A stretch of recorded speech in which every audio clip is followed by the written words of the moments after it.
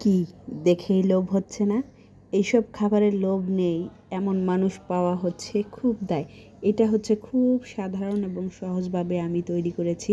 বাসায় শুধু হচ্ছে 4-5টা হচ্ছে আলু নিয়েছিলাম, একটা আর হচ্ছে অনেকগুলা পেঁয়াজ, কাঁচামরিচ এই সব দিয়েই হচ্ছে সাধারণ ঘরের যে উপকরণগুলো থাকে ওইগুলা দিয়েই হচ্ছে আমি হচ্ছে এই পকোড়াটা বানাবো।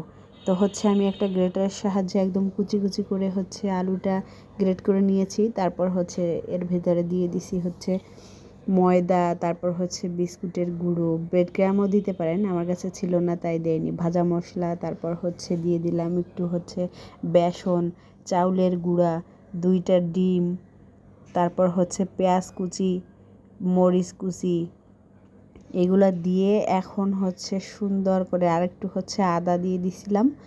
এগুলো দিয়ে এখন সুন্দর করে হচ্ছে হাতের সাহায্যে সুন্দর করে মেখে নিব।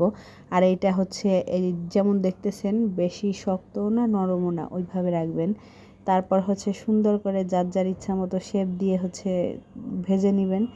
তো একদম মানে এত টেস্ট হয়েছিল সেই দিন, তা বলে বোঝানো যাবে না। পরেরটা হচ্ছে আমি বেডগ্রাম মানে ওই বিস্কুটের গুঁড়াটা দিয়ে তারপরে হচ্ছে আমার পছন্দ মতো একটা শেপ দিয়ে আর তৈরি করে নিছি। এইটা আরও বেশি মজা হয়েছিল। আর দেখে তো আমার এখনই জিভে জল আসতেছে খাওয়ার জন্য।